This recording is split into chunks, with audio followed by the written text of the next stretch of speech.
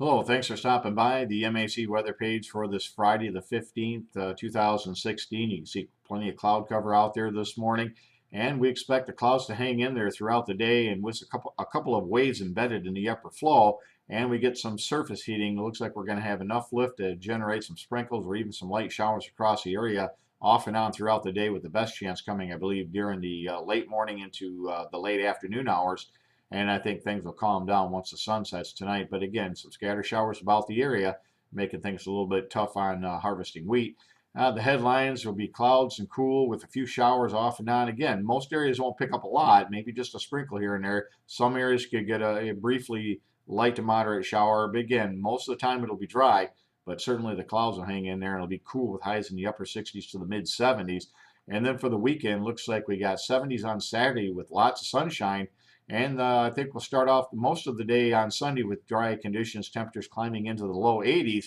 And then I think we got some good chances for showers and thunderstorms Sunday night into Monday night. And some of the rain could be very heavy. And we're going to watch the potential for excessive rains as we get into late Sunday night into Monday night. And again, some of the amounts could be pretty impressive.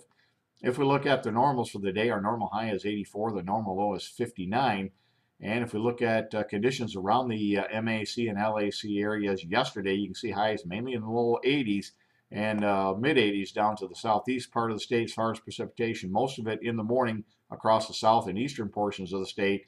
And again, once again, St. Thomas picked up 1/100 of an inch of rain. Not a lot, but they've had now measurable precipitation 8 straight days, despite being the driest location. And they're still very, very dry there and can use a lot more rain. And I think they're going to get it, hopefully.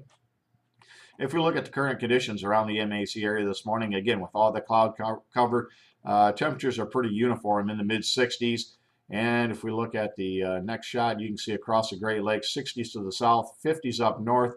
And you can see our winds are still out of the southwest across the southeast portion of the lower peninsula to the north and northwest as that secondary front moves through the area. And again, with a cold pocket of air up aloft, that's going to help generate some showers here for later on today. As far as where we should be compared to normal for moisture, you can see for the month of July, most of the areas are pretty good shape. But again, as you look at some of the drier locations, certainly only about half as much of the normal precipitation for the month, and very, very dry conditions still remain over portions like Newaygo and St. Thomas and even London and Lansing up into Breckenridge area. Still only about 65% of what we should normally be for the 2 1/3 months that we've had since May 1st. If we look at the next shots, you're going to see some of the growing degree day progress from different areas. Again, great shape despite being 2 or 3 weeks later planting this year than last. We're in really good shape at all locations, and you can see the Breckenridge location got past that 45 days of very dry conditions. We picked up now over 2 inches of rain in the last 7 days. So moisture-wise, we're in great shape here in mid-Michigan and many parts of the Lower Peninsula, with the understanding there certainly are some areas that have missed some of the rains and are still very dry. If we look at, again, Brown City, very great, good shape there as well. Newaygo, also very good shape. And we'll continue to see plenty of heat as we expect very warm temperatures here over the next several weeks. And I think we're going to see plenty of days where we can see temperatures in the 90s. If we look at the next shot, this is over the last 20 years here in Breckenridge. You can see compared to other previous years, we're at the top as far as growing degree days, or near the top rather, and again in good shape. As far as the weather map this morning, you see the front that moved through the area, and again with the cold pocket and some upper waves moving through, we're going to generate a few showers today across the area. And again, our next weather maker is going to be emerging out of the Rockies tomorrow, and out ahead of it, this front's going to turn into a warm front as it moves towards the Great Lakes. And out ahead of that warm front, look for excessive rainfall and a chance for severe storms out to our west.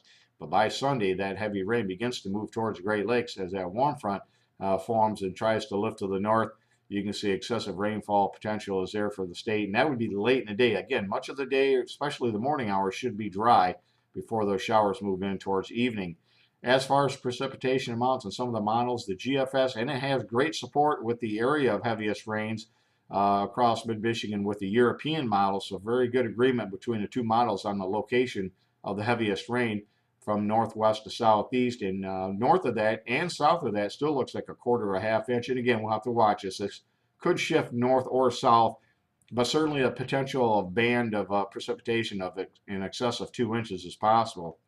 If we look at the U.S. Navy model, you can see the area of blue being 1 inch, and again, that gives support for that rain across the center part of the state, although the axis here looks more southwest to northeast. I would think with a warm front draping like that, I think the previous models would be more correct in the depiction, being northwest to southeast.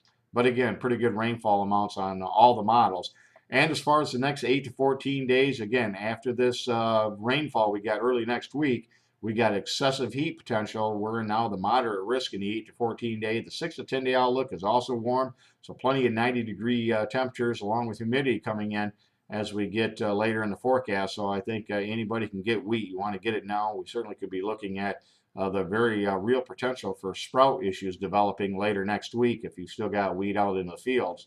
Thanks for stopping by and have a great day, a great weekend, and 73s to all.